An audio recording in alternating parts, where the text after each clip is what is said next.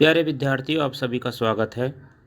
NIOS कक्षा 10वीं विषय हिंदी पाठ 16 अपना पराया महत्वपूर्ण बिंदु। अपना पराया यह एक वैज्ञानिक लेख है। इसके लेखक हरशरण सिंह बिश्नोई हैं। दुनिया की सारी चीज़ें पिंड मुख्य रूप से दो प्रकार की होती हैं, सजीव यानी चेतन और निर्जीव यानी जड़। व्यापक रूप से मनुष्य, पशु पक्षी, कीड़े मकोड़े आदि समस्त प्राणी और सारी वनस्पतियाँ, पेड़ पौधे, झाड़ियाँ, घास आदि चेतन हैं और इनके अतिरिक्त दुनिया की प्रत्येक वस्तु जड़ है। सजीव पिंड का एक प्रमुख लक्षण होता है बाहरी वातावरण से अपनी सुरक्षा का प्रयत्न। मनुष्य का शरीर भी अपने लिए हानिकर चीज़ों से अपनी रक्षा का प्रयत्न करता है। इस प्रयत्न को शरीर की सुरक्षात्मक प्रतिक्रियाएं कहते हैं। अपने पराये का निर्णय करने का काम मस्तिष्क का होता है।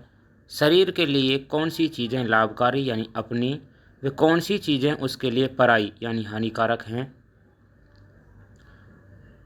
इंद्रियां दो प्रकार की होती हैं, ज्ञानेंद्रियां और कर्मेंद्रियां। ज्ञानेंद्रियां जो हमें ज्ञान कराए, कर्मेंद्रियां जिनके द्वारा हम कर्म करते हैं। 5 ज्ञानेंद्रियां हैं: त्वचा, आँख, नाक, कान और जीभ। शरीर में अपनी अनेक सुरक्षा व्यवस्थाएं हैं। छींक आने और नाक से पानी बहने से हमें हानिकर पदार्थों से मुक्ति मिलने की संभावना होती है। आप इस समय महत्वपूर्ण बिंदु पाठ 16 अपना पराया के पढ़ रहे हैं। आप इन महत्वपूर्ण बिंदुओं को अपनी नोटबुक में लिख लें और अच्छे से तैयारी करें। मस्तिष्क का कार्य है पूर्व सूचनाओं के आधार पर नई जानकारी का विश्लेषण, नई सूचनाओं को स्मृति कोश में सुरक्षित करना, कर्मेंद्रियों को स्थिति के अनुरूप कार्य करने का आदेश देना। लार भोजन को सुपाच्य तो बनाती ही है, रोगाणुओं को भी समाप्त कर देती है। हमारे शरीर में असंख्य कोशिकाएं यानी सेल होती हैं। एक प्रकार की अनेक कोशिकाएं मिलकर ऊतक बनाती हैं। ऊतक यानी कि एक जैसा काम करने वाली कोशिकाओं के समूह से बने पिंड।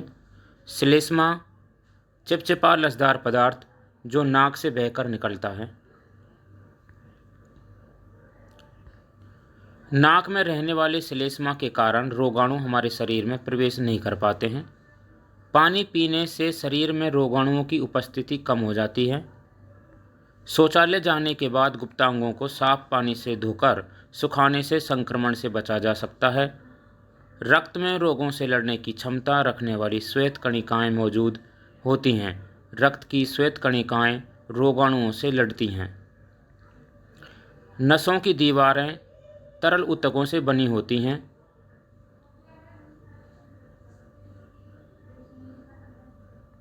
विभिन्न रोगों से बचाव के लिए टीके यानी वैक्सीन लगाए जाते हैं। इन टीकों के माध्यम से शरीर में संबंधित रोग के कमज़ोर किए गए रोगाणु अथवा रोगाणुओं के विष को हल्का करके शरीर में पहुंचा दिया जाता है। हमारा शरीर उस विष से लड़ने के लिए प्रतिपिंड बनाने लगता है। जब वास्तव में इन रोगों का संक्रमण होता है, तब ये प्रतिपिंड उनसे लड़कर हमारे शरीर को रोग से बचा लेते हैं। डिप्थीरिया रोग शरीर के गले में होता है।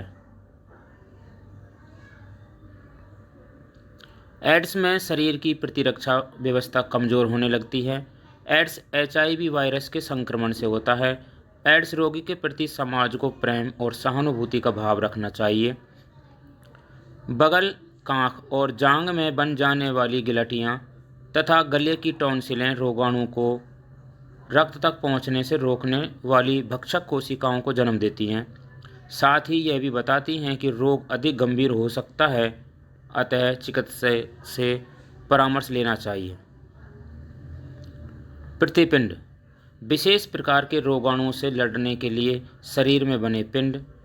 प्रजनन अपने जैसे जीवों को जन्म देने की प्रक्रिया।